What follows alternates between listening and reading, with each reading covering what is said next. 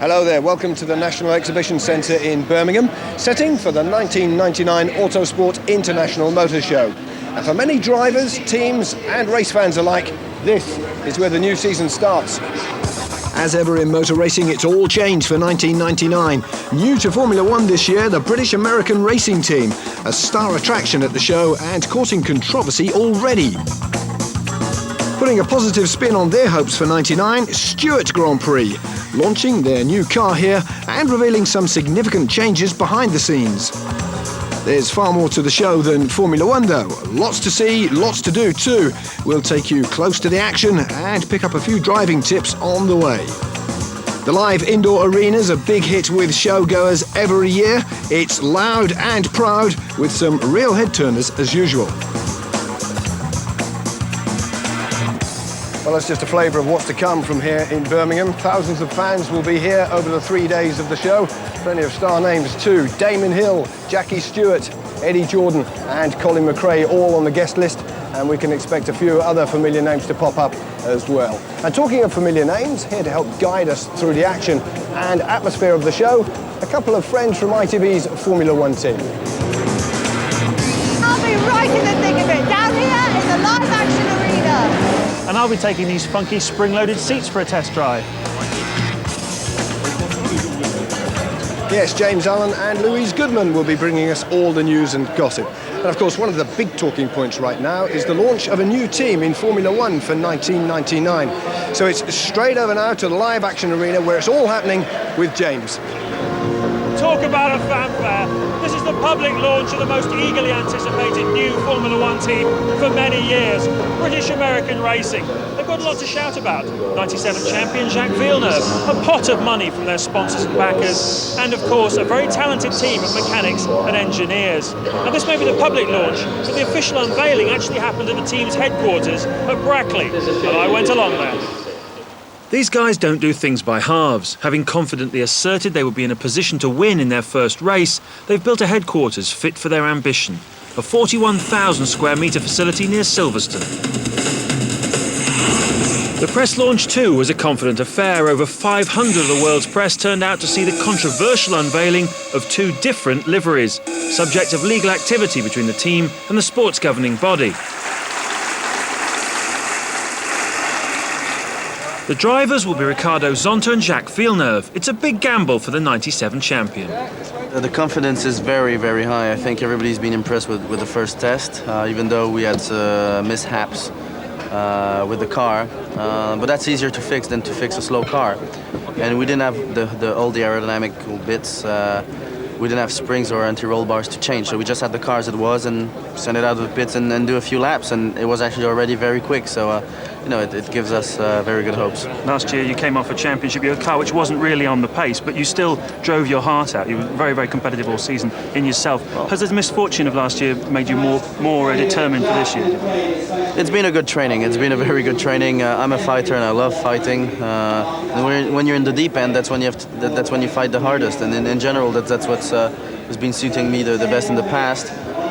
It was a great year of working in '98 with Williams. You know, everybody got close together because we were in the deep end and we had to work hard, and progress were made during the season. So nobody is shooting bullets at anybody, which is great. But I think it's improved everybody.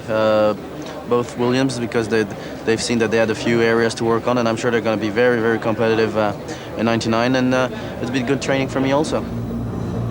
There has never been a more difficult time to enter Formula One with a new team. Top outfits like McLaren and Ferrari set very high standards. Money alone will not buy you success. But team boss Craig Pollock believes he's got the right formula.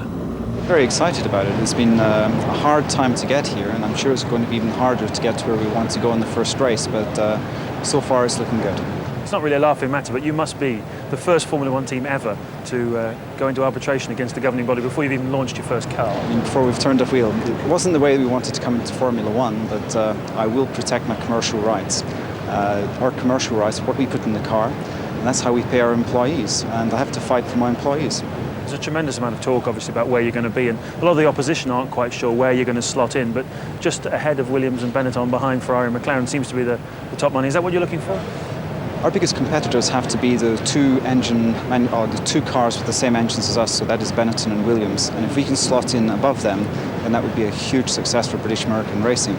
Obviously, to try and jump in front of McLaren, Ferrari is going to be a very difficult job, but that's what we've got to go for.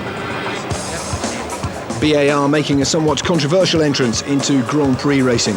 Another Formula One launch coming up a little later, but as we said, there's more to this show than just F1. The entire racing spectrum is out in force, along with the crowds, at what's recognised as the world's premier motorsport show.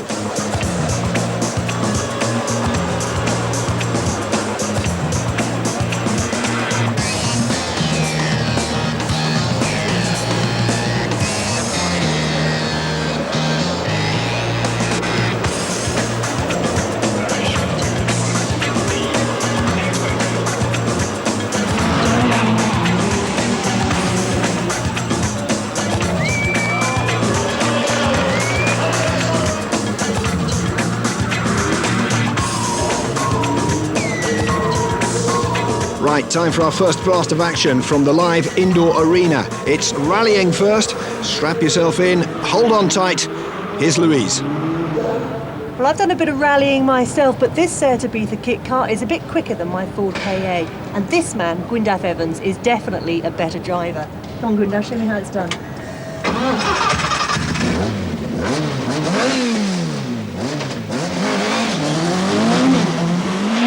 Gosh, you can feel the wheel spin, can't you? Yeah. Woo! It's a very tricky surface to drive on this, isn't it? Very slippery. Then it walks on.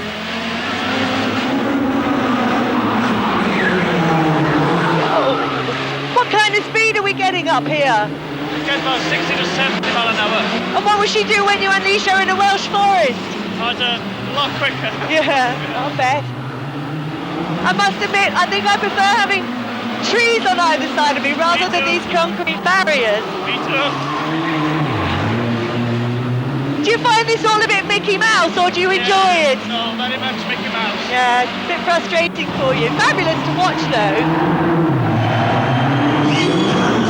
Obviously, I'm not driving for a time. I'm driving to enjoy myself. And what about when you're competing? Because you're going up against a couple of other rally drivers here, aren't you? Then I have to change my style a little bit. You're going for a time, then? Yeah. Are you available for lessons? Yeah. Anytime. I can do with some, I tell you. Left foot braking is what I need.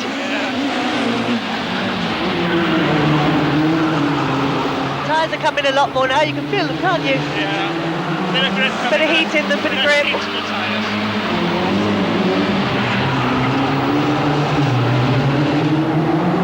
Fabulous stuff. I think we probably are. Phew. Okay. That was marvellous. Thank you very, very much. Pleasure. I thoroughly enjoyed that. She gets all the best jobs. Actually, there's a very strong rallying flavour to the show. A lot of the leading cars are represented here, not least this, the Lancer 5 Evolution Mitsubishi, the reigning champion car. It was driven by Tommy Mäkinen to his third straight title last year, which is a rallying record. Next year, he's going to defend his title in this, the Evolution 6, but out to stop him will be Britain's own Colin McRae, who's jumped ship from Subaru to Ford. This week, they launched their new exciting rally car, the Focus. The first time this car has been seen in this livery. There it is, ladies and gentlemen, and that carries the hopes of Britain and Ford and Colin and Nicky. Well, I guess anyone at home who's ever worked for a company and then for a few years and then moved to another company will understand how you feel. It's quite a big step for you, isn't it? Yeah, it's a big step, but I haven't really had a lot of time to think about it because we finished RAC with Subaru and went straight into testing with Ford with the Focus, so there's not been any time to sit down and really think about what's happening. It's all just been go, action all the time. You've been with Subaru for a very long time, but back in your past you drove quite a lot of Fords, didn't you? In the beginning, when I was sort of, semi-privateer, semi-works driver, I drove Fords for a couple of years. So it's okay. This is a completely new thing again. The car is nothing like what it was then. So really, you can't relate anything from then to now. The Focus replaces the much-loved Escort, and Ford are claiming it's the most technologically advanced rally car ever. It's had a rapid development. Serious testing began only 3 months ago. A lot of the development driving has been done by former British champion Malcolm Wilson, whose team also built the car. first event will be the challenging Monte Carlo rally, which should sort out the credentials of the Ford Focus. McRae is rallying's first $10 million man. With that kind of paycheck, no wonder he's bullish.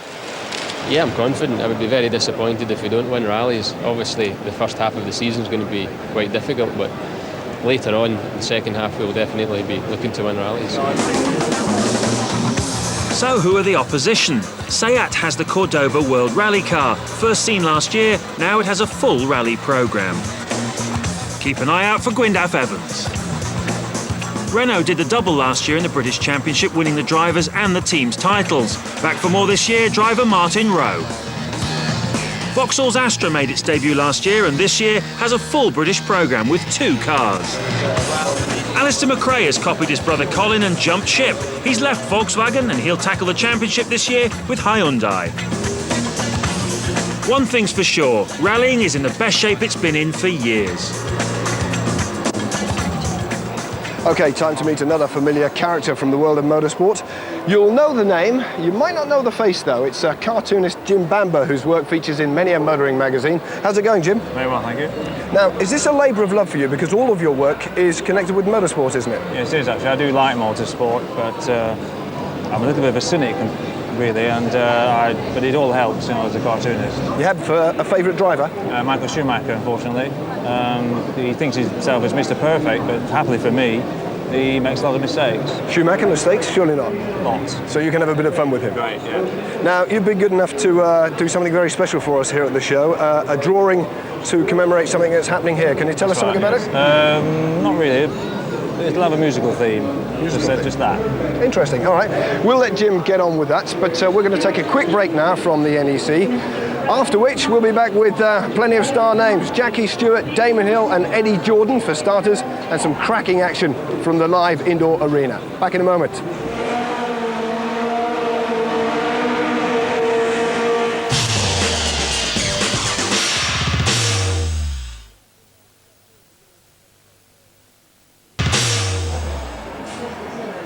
Welcome back to the NEC in Birmingham. Jim Bamber's cartoon beginning to take shape very nicely indeed. We're off to a special party in just a moment, but before we do that, let's get a taste of what the Autosport International show is all about with James and Louise. One of the most impressive things about this show is the way the Formula One teams have recreated a pit lane. I mean, look at this. It's a carbon copy of a McLaren garage, complete with petrol pumps and even tyre warmers. Now, when it comes to presentation, McLaren have always led the way. Everything's neatly in its place. You could eat your dinner off the floor. Of course, from the public's point of view, it's great. You get to see the world champion, Mika Häkkinen's race car. Champion spark plugs have been involved in motorsport for almost 100 years now, and they're always a popular exhibitor here at the show. This is Jacques Villeneuve's Williams. It's the centrepiece of the Champion Pavilion, a celebration of the racing engine. There's a huge range on display from big players like Cosworth, who've been building Formula One engines for Ford since 1967. And amongst others, there's a 3-litre Judd Zytek engine used by all the Formula 3000 teams.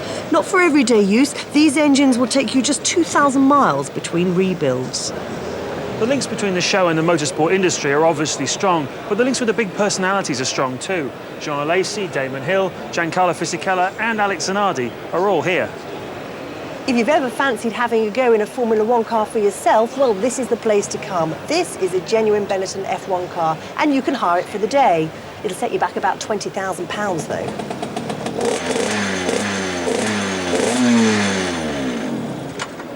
They say the way to make a small fortune in motor racing is to start with a big one, but it doesn't have to be expensive. For just £800, you can buy one of these mini motos. It's got a 39cc engine. It gets up to about 70 miles an hour. There's even a racing series with competitors from 6 to 60 years of age. For me, this little thing is the star of the show. You don't need a transporter. You just pick it up, put it in your car boot and go racing.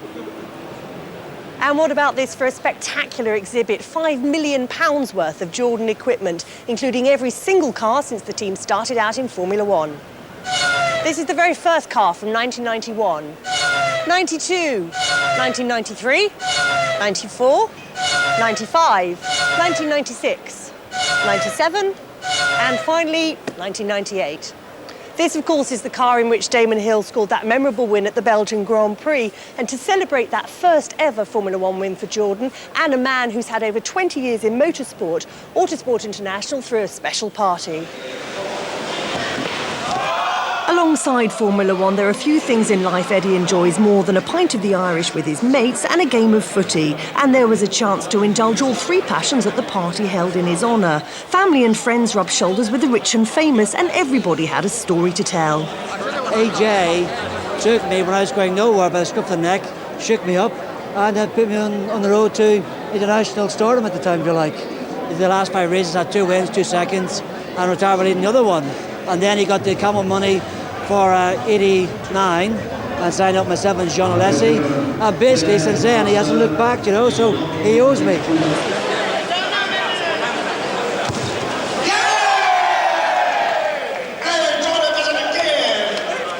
Eddie defies the laws of gravity, doesn't he? He does, doesn't he? In a commercial world, here comes Eddie, Yeah. from the back streets of Ireland, Yeah. sets up a Grand Prix team, and he's off and running and wins a Grand Prix. He's always there, he's active. I love the guy, I love him.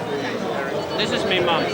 Ladies and gentlemen, my mother and my sister. I see it, yeah. Can I tell the Professor Watkins a story here? We were at a race in Brazil about 4 years ago.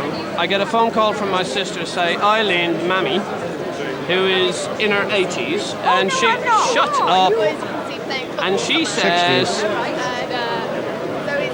Mum's in hospital. And I said, why is she in hospital? And she says, well, she has booked herself in, paid for it herself, and she's having a triple bypass because she can't get up the hill in the 4th hole in Bray Golf Club without getting a pain down her chest. She's had the old thing down the chest, she's had the triple bypass, and she's as grand as red.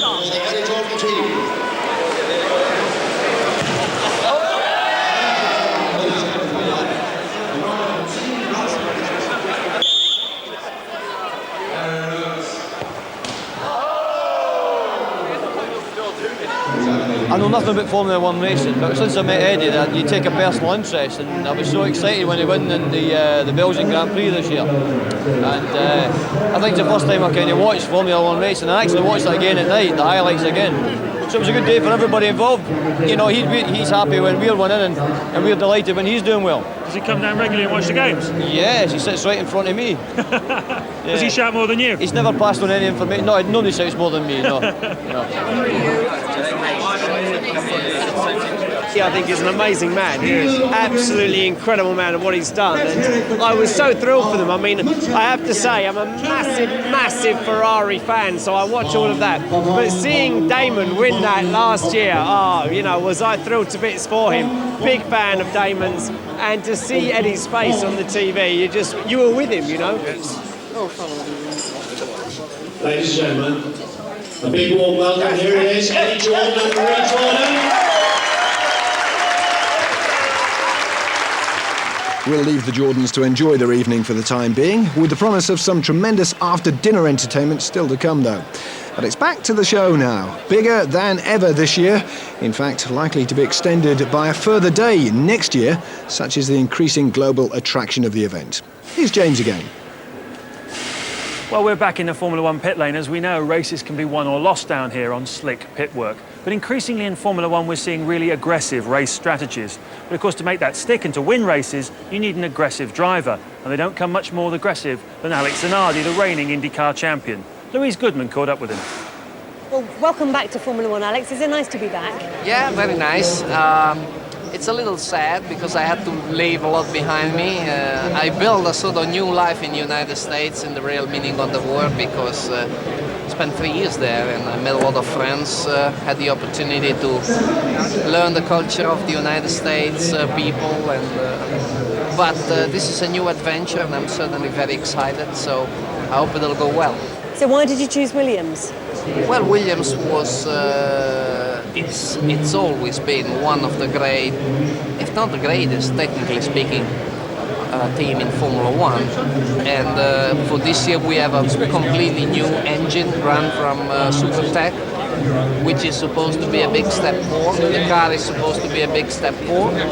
Driver is a big step. No, I'm just kidding. And hopefully we'll be able to do good things together. If not, I mean, it's not by saying, oh, we don't have the engine, so not even try. I mean, we gotta try. We gotta do our part. Then if the engine is up to speed, I think we can bring home some good results and have a lot of satisfactions.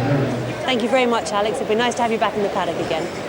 We're going to turn our attentions to safety now. A couple of significant changes this year ahead of the new Formula One season.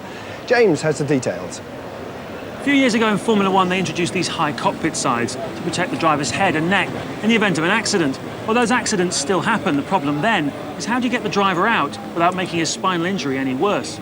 In the past, what you had to do was put a plastic splint down the back, attach some handles and pull him out, but it was very unsatisfactory. So for 1999, we have detachable seats. The medical crew simply come along, detach the seat and pull the driver out.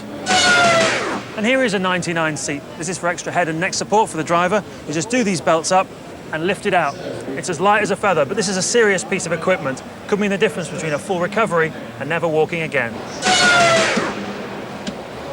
Here's something new in Formula One for 1999, an extra groove in the front tyres. Why? Well, to slow the cars down in the corners, of course. But you want to know something really funny? They thought that by adding the grooves to the tyres, it would increase the braking distances and improve the overtaking in Formula One. But they found that to do that, you need a lateral groove across the tyres. So watch out in the next few years for road car tyres on Formula One cars. Anybody who's ever sat in an open-wheel racing car is very conscious of the wheels in front of you. In any accident, when you hit the wall, wallop, the wheel comes back and hits you right in the face. A couple of years ago, they introduced a deformable crash structure on the side of the car. It's supposed to catch the wheel when it comes back. That's not really good enough for Formula One. So for next year, there's going to be a cable connecting the wheel to the car. When you hit the wall, the wheel won't go flying off. Time we stepped up the pace once again into the live action arena. Always a big attraction here at the show. Crowds of up to 5,000 taking their seats for one of the 4 daily performances. It's noisy and colourful.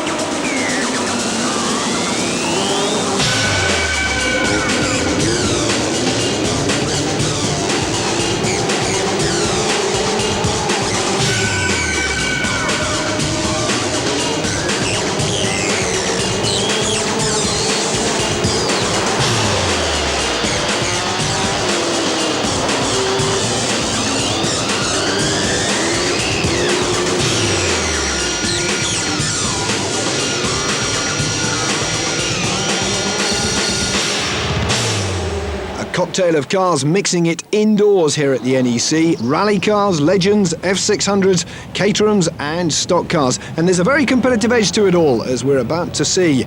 Coming up now, the F1 stock car race. Big and beefy, 8-litre Chevy-powered, 4 top drivers, no quarter given. Commentary from Keith Hewen. It's a rolling start, and with 600 horsepower available, it's going to be a job to find grip when the light goes green, and it is green now, over the line. We have the start of a race. It's a 4-way battle. 8-litre V8 machines in, 3 abreast as they come out of that turn. Oh man, Murray Harrison has the advantage from Frankie Weber, but Harrison has gone wide and up the inside brilliantly. Andrew Smith, the 94 world champion, slides through on the inside. Listen to those motors bark. Superb stuff. Wayman, though, goes back in front. Wayman, though, has got it all sorted out. Look at that. And Andrew Smith has gone back into 3rd place. Pushing and shoving is the 97 car. That is Murray Harrison. Murray Harrison, look for a way through. He's hot into that turn and runs wide along with Frankie Wayman Jr. And just again, Andrew Smith goes through into the lead with those flashes on top. Smith really has got that line perfectly sorted out. 97 behind him is Murray Harrison. 3rd place now, Frankie Wayman Jr. and Harrison has gone through into the lead again. Smith found himself out wide and was passed, and he's passed again now. Wayman Jr.'s gone through, I think. Has Harrison done enough? He's got one more turn. Got to get it absolutely perfectly right. Can't run out wide.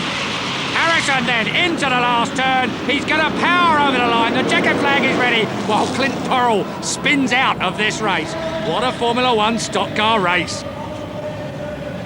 Very tight race on a very tight track. Victory to Murray Harrison. Andrew Smith just edging out the world champion Frankie Wayman for third place. Clint Dorrell last but not least. Gripping stuff.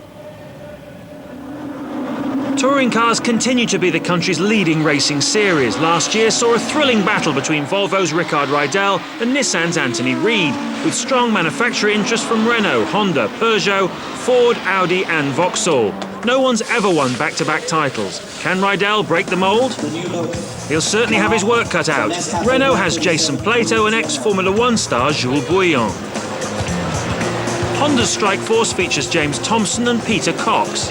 And evergreen racer John Cleland enters his 13th year with Vauxhall. I hope a better result than 1998, although 98 was the best year we've had for some number of years. I think with a new car and the team really focused on where we're going, and a lot of changes were made to the chassis and the engine and the aerodynamic package, I'm pretty confident that we'll be somewhere near the pointed end of this championship again, and put Vauxhall back where they ought to be and put John Cleland back where he ought to be is back on the podium.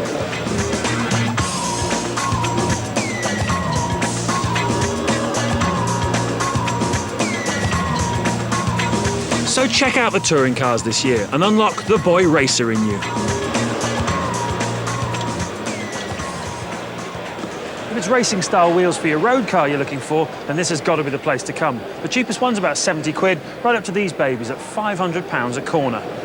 Just look at this lot. There's over 1,000 models on this stand. It's every overgrown schoolboy's dream. There's Jackie Stewart's World Championship winning Tyrrell and Damon's dad, Graham Hill, in the 1968 Lotus.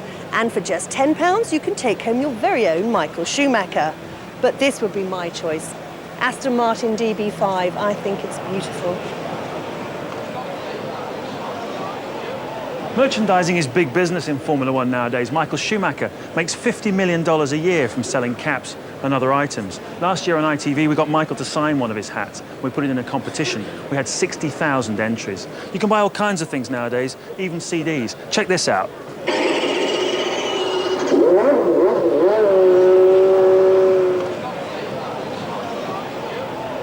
It's amazing what you can buy at a racing car show. Designer sunglasses. Want to buy a watch, madam? And at the other end of the spectrum, there's gear ratios for historic F1 cars and even an old scooter, just like the one Sterling rides. And for the more artistic motorsport fans, there's a whole gallery to choose from. Whether it's racing or rallying which takes your fancy, there's a great selection of prints and original paintings to hang on the walls back home. Now I've come to the place where I can get kitted out. All I need now is some ability.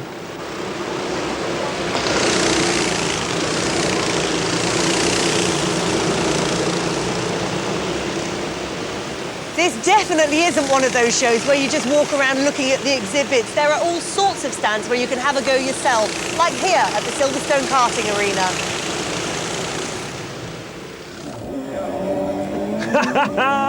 If, like me, you've never had a chance to have a go in a rally car, then this has got to be the thing for you. It's a computer game that is so realistic, it's frightening.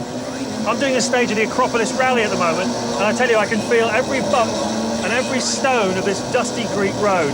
And the best bit is, if you make a mistake and you fall down a 400-foot drop, you don't hurt yourself. You might just be playing, James. I'm having a go at the real McCoy.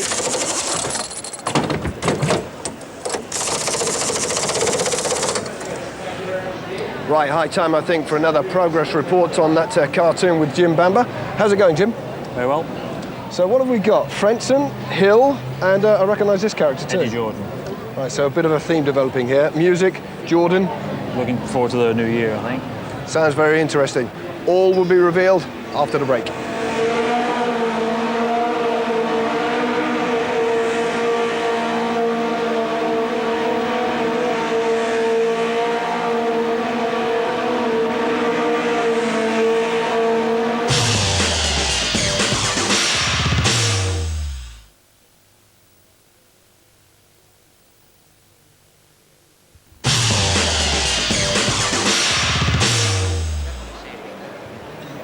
Welcome back to Birmingham. We are doing a roaring trade here on the Jordan stand. Damon Hill t-shirts going particularly well. The former world champion is as popular as ever. And I'm delighted to say he's here once again at the Autosport International Show, drawing the usual huge crowds up on stage with Simon Taylor. Good morning, ladies and gentlemen. Welcome. You know who opened the show at 9 o'clock. The man who scored Jordan's first Grand Prix victory in that wonderful wet race at Spa on the 30th of August last year. The 1996 world champion. Will you please welcome Damon Hill.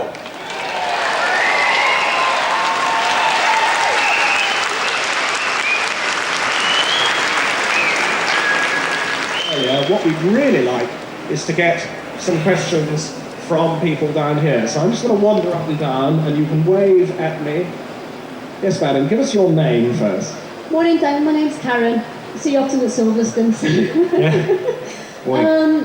How do you feel about working with Heinz Harald after you took your position at the Williams team? Well, I'm glad you asked me that, because something I've got to get very clear from the start is I haven't got any problem with Heinz Harald. He didn't take my seat at all. That wasn't the case. You know, Frank, in his wisdom, let me go and left a vacancy. And Sir Frank, need to think about. And that's motor racing. You know, that happens. So I don't have any problem. That's all history. We'll start from a clean slate, and I think we'll get on fine. I've known Heinz Harald for a long time. I've raced with him in Formula 3000. So we'll take it one step at a time, but usual thing with a teammate, you know, they're all buff, and you want to beat them. Okay, we've got, I'll be back with you, and we've got a question here. Yes, your name first. My name's Mandy. Hello, Damon. We were at Spa last year to see that incredible race, and I was just wondering if you thought that was one of the best drives of your Formula 1 career. I think possibly, I don't know. I mean, it was certainly the longest, because I was sat in the car for an hour before I even went anywhere. They had that restart. In fact, it was about 3.5 hours long, because, because you sit in the grid, half an hour to go, you get out on the grid, and then crash, restart, and I had no idea the scale of the accident. So I was sitting in the car, and Dino told me, my engineer told me, well, hang around for a minute, I don't know when the restart's going to be. And it was an hour later, and I was still in the car, and I was dying for a pee. But that's probably why I went so fast. Let's have another question. Yes, we're going to go to this one right over here. Push yourself forward.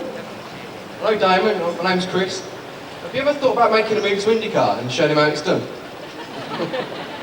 Not really. I mean, again, the answer is very much the same. You know, I've got 4 children, and you know, upping sticks and going to America is probably too much. I don't really think I could do that, and I don't think you could do it by commuting. And anyway, I really believe that Formula 1 is the pinnacle, and I think that Formula 1 shows. We'll see with Alex back in the frame. We've got a number of guys that come over from IndyCar. And certainly the winners in IndyCar are very, very good drivers, but I don't think that you have the same depth of competition as you do in Formula 1. That it's very intense. It's it's almost a different sport, and I think unlikely. No. Time for just about a couple more. Yes. Hi, Damon. My name's Debbie. I'd like to know what are your actual realistic goals for next season? Realistically. I think realistically we could aim at getting in the top 3 in the Constructors' Championship. I think we could realistically look at winning more races than we did in '98. I've just got a new plane and I've registered it 125 GP, and I haven't won 25 GP, so that means I've got to win 3 more. Otherwise I'm going to have a silly number plate on the aeroplane.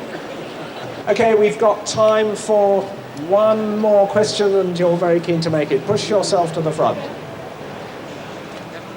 Hi, Damon. I'm Wyndham. Nice to see you. Do you ever think you'll be world champion again? You go into the season and you go into every race thinking, well, you should do, going into thinking, right, I could win this. You know, you could win the race and you could win the championship. And you still dream a little bit, you know, and you try and pursue that dream. And that's And that's the thing that keeps you going, keeps you coming back. So you never know. Could win the championship this year. Can you all give a very big hand for Damon Hill?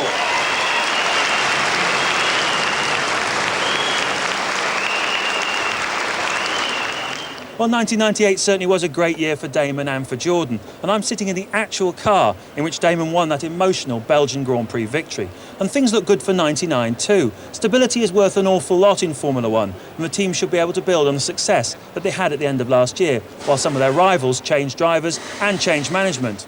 Now, one driver on the move in search of something better is Britain's Johnny Herbert, and Louise caught up with him. Guess who I've managed to find down here? My old friend Johnny Herbert. Johnny, smart new outfit, but more importantly, new car, new team. Are you getting excited about the year ahead? Yeah, no, I am, because I think I've joined the team at a very good time, because being Ford Motor Company have bought Cosworth, I think that's very important for the team to have a major manufacturer behind them, where before it was sort of a Vickers company and it wasn't quite that way. So that's very good, and the packaging that they've done with the new engine looks rather exciting, I must say. And obviously with the car looks quite a lot different than it did. Yeah, the suspension is completely different. So there's a lot of changes. Obviously we've got Gary Anderson along as well, and I think that's an important part. So being that those two things seem to be working very well at the moment, it's looking very good for this year and probably the coming years. So I'm excited that I think we could have a very good year. Ladies and gentlemen, please welcome the Stewart SF3. This is an important year for Stewart after a disappointing 1998 season. They've got a lighter, more powerful engine from Ford, and alongside the technical advances are some key managerial changes. Designer Gary Anderson joins from Jordan, and Paul Stewart takes up the post of vice chairman. I can't remember in the history of my career as a driver or an entrant, even with Paul Stewart Racing, never mind Stewart Grand Prix, being as well prepared as we are this year. We tested the car on the 23rd of December at Silverstone very successfully. It's a brand new engine, it's a brand new car. We'll have 3 cars ready for testing by the end of January. We're way ahead of the game. We're ready to go.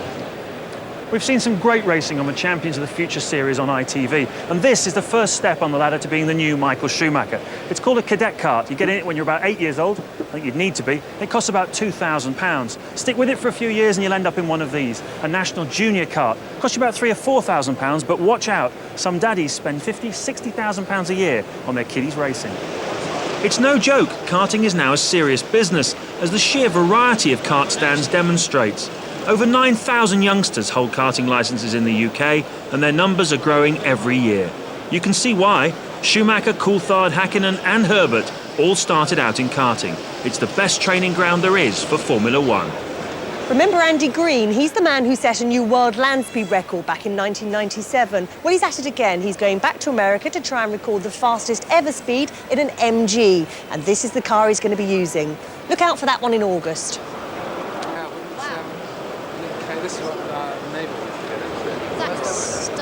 Well, here's a little car that's really caught my eye. It's a concept vehicle from Lotus called the 340R, and it seems I'm not the only one who finds it attractive.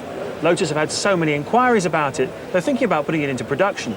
I'd get your order in quick if I were you. You can measure, about 150 real physical parameters, and that translates into about 3,000 different parameters that we need to understand.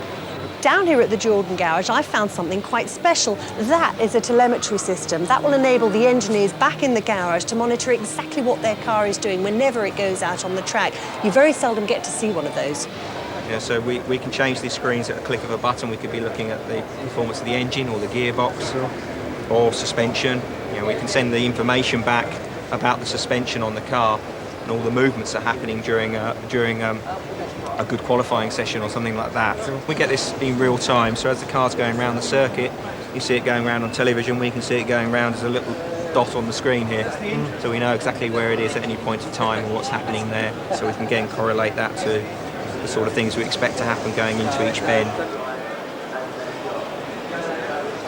It's quite a well-known fact that a lot of technology developed in Formula One ends up on your road car, but these days you can have F1 technology in your sitting room as well. This sound system has been designed and built by McLaren. It's full of Formula One electronics technology, and these knobs and buttons were actually built in the same factory as Mika Häkkinen's race car.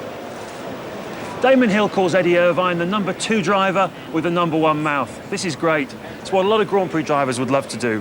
Bring Eddie Irvine down to size. I recognise that voice. Good old Mudley. It's Michael Schumacher's bit off his car, going twice.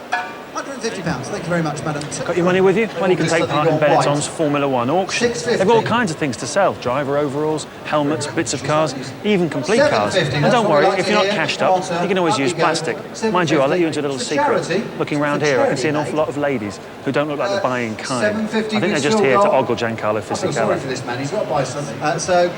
Memorabilia auctions have become increasingly popular in recent years, and authentic items reach high prices. Wheels, bits of bodywork, just about anything comes under the hammer these days. Oz front wheel, brand spanking new. The Brits love racing, and Britain is the home of motorsport.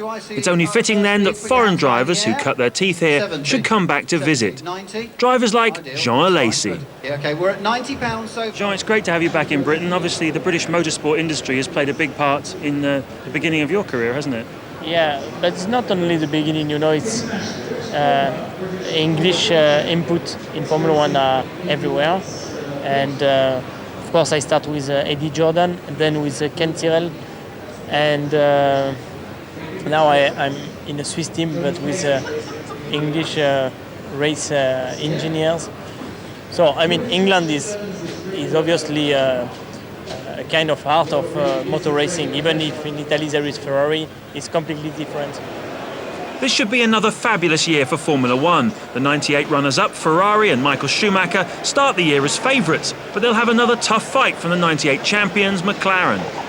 As ever, the British public will line up behind Damon Hill and Jordan, who look good for more wins in 1999. Frank Williams has just been knighted and his drivers are certainly ready for battle. Will Ralph Schumacher and Alex Zanardi win back the coveted number 1? OK, it's time for some fun and games in the live action arena and a very special celebrity race. Here's Keith Hewen again. Celebrity races can be a recipe for disaster, so there are rules. OK, it's an RAC permit, we've got scrutineers, we've got a steward there. Does that mean a fine? This is not starting to sound good. Let me finish the whole lot. And it's my ticket that's on the line. It's my clerk's ticket. Okay. Now, for some reason, the RAC have trusted me to let rally drivers who don't race against anybody, only race against the clock, and you guys who race against each other. Talentless. And more to the point, you who aren't a racer, Yes, sir. all race together. Okay. Now, it's very, very important that there's no contact. And there's no unnecessary pushing and shoving. Look at me for your point like that. They're not smiling now. This track's short and tight, and the Caterham's power-to-weight ratio makes looking cool and being fast impossible. But it's only a fun race, right? Wrong. These guys will do anything to win. It's sad, really. Race virgin Shane Lynch is used to a much easier boys' zone. Well, they couldn't have put me in with anyone harder or anything, could they? Do you know what I mean? Too right. But that's life. I'll make do with the tools I have. What is missing from this picture? And who's the famous fender bender? Cleland, of course. If you look at my car, it hasn't got any damage on it, so I mean, I just don't know what all he did. He must have run into someone out there. You've heard the term race face. Alistair McRae's is scary. The grid lineup was decided by ballot. The Scots were celebrating. Alain McNeish snatched pole from the hat, and John Cleland starts beside him. So, with the frivolity of practice over and grid positions decided, this is how they'll line up. McNeish and Cleland share the front row, with Alistair McRae and Oliver Gavin on row 2. Shane Lynch really is in the deep end on the inside of the back row, with rallying's Mark Higgins. 6 Caterhams about to do battle, or rather 5. Already Mark Higgins at the back there's got a problem. He's got his hand in the air. He's waving frantically, taking no notice of it, though. It's a starter because they've gone. And look at this, straight into the lead. Goes John Cleland, or does he? Well, I don't think so. Someone was up the inside, but there's Higgins struggling. Surely they're going to stop this race. The race will have to be stopped because Higgins, yes, it's a red flag. Higgins is right in the middle of the track. There he is, still parked. Well, he gets a second chance. Still, the rest will be on warmer tyres because they'll have warmed them up already on that flying lap. So, we wait for them to come under starters' orders. Higgins' car bursts into life then. It's like a Grand Prix start. 5 red lights and they're off when they go out. Watch for the lights and you look at Higgins already looking for the way through. Around the outside, 5 lights and they go out. It's a start and away. Look at Higgins in car 4 round the outside. Cleland though has made the start. Cuts across to the inside. Number 2 on the inside. There is Oliver Gavin in the black car. We're on board with Alan McNeish. McNeish made a real flop of that start. He was on pole. Oh, he's in all sorts of trouble. This oversteer and understeer. What are you doing, Alan? Get out of there. Look at Cleland. Well, there must be money on it because the Scotsman is flying already at the front. We've got a face full of John Cleland then. Cleland looks in his mirrors. He can see it pretty clear behind him. Oliver Gavin is behind as well. So is Mark Higgins. But it's Cleland who leads. Oh, my dear. Alistair McRae taking things far too seriously. You should see him at parties. So, McRae then. The rally man struggling well down the field. Number 5 there. That is Alan McNeish, the man who started from pole and completely blew it. At the front, Cleland with behind him number 4. That is Mark Higgins. Higgins is start from the background. We're on board with Higgins now. You can see what he's having to do. Smoking that front right tyre. Looking for the wide line now on Cleland. Cleland, though, he is as wily as they come, keeping it nice and tight to the barrier. Cleland, smooth as ever. So the British touring car man takes this race win and shows off in the slowing down lap. Higgins was definitely a clear second. Looked like Oliver Gavin in 3rd place. No doubt about the winner. John Cleland weaves from side to side in celebration and straight into the paddock. We can take a look now. Alan McNeish, loads of revs on, loads of wheel spin, and gets blown off into turn 1. So McNeish really didn't make the start of his lifetime there. Well, of course, in endurance racing, you don't really have to make the start when you've got 24 hours to make it up. It's a bit different in a caterham, though, as Alan found out, all to his cost. So the Scot ends up right at the back. Watch his fellow Scotsman, John Cleland, take the win. I didn't hit you. Congratulations. Oh, what can I say? The victor. John, you're a superstar. Oh, I'm very pleased with someone from Scotland. I waited for you. Well, I just watched you in practice and I went backwards. We thought let the old man win, eh? Oh, I was making it more exciting for the spectators. John Cleland, the winner from Mark Higgins. 3rd was Oliver Gavin. A brilliant 4th was the man I'm sure they all expected to beat, Boys Own's Shane Lynch. McRae was 5th and poleman McNeish stone last. But there's no match for age and experience. And they're like a lot of fun. Right, it was really good fun. Quite slippery out there. Well, I was going to say, tricky conditions though. I mean, we said before that we would sort of make a bit of a race of it, but as soon as we pulled the crash helmets on, it's not any fun any longer. It's serious, you know. You got to win. Dead serious stuff. Yeah, it was. Impressive performance from Shane. Yeah, very good. He was. I tell you what, for a singer, he's not a bad driver. Well, 2 Scots 5th and 6th, another Scot. Maybe this is the start of a good 99. I don't know. Cheers. Well, that's just about the end of our show. I hope you've enjoyed it. We certainly have. And it's also just about the end of Eddie Jordan's very special party. So, Eddie, you had a good time? You know, this has been a remarkable evening because, first of all, I knew nothing about it. And that's very indicative of the nights that these sort of things are. I remember when Damon Hill did This Is Your Life, he had no idea. And that's what some of the surprise. Sometimes you cringe at some of the things that people are saying, but a lot of the things that come out of are historical and give you a very big, meaningful boost and also very emotional. But for 1999, I'm very excited, very happy. I think I've got a wonderful team, I've got a wonderful set of drivers, I've got a wonderful engine, one sponsors. I don't think I've ever been better prepared. So 99 could be Jordan's year. We're going to see you back on the top of the rostrum again. I'm not going to talk about that because historically, I've always said we were going to win, and until 98, we didn't win. And now that we've been winners, I don't need to say that, or I don't want to say that anymore, because I really firmly, inside, I believe we can do that. Okay, well look, before we go, one little bit of unfinished business. Jim Bamber has been working very hard for us throughout this programme, and he's asked us to try and get it upside, right side up. He's asked us to pass this on with his regards and best wishes. What do you reckon? Jim Bamber, you're an artist in your own lifetime. Fantastic. I'm so pleased. Well, it's all about music. You like rock and roll. The one proviso is, Mr. Bamber says, you can have this, provided you play us out with a bit of music. There's no doubt that will always happen. Brilliant. Thank you. I'll never dance.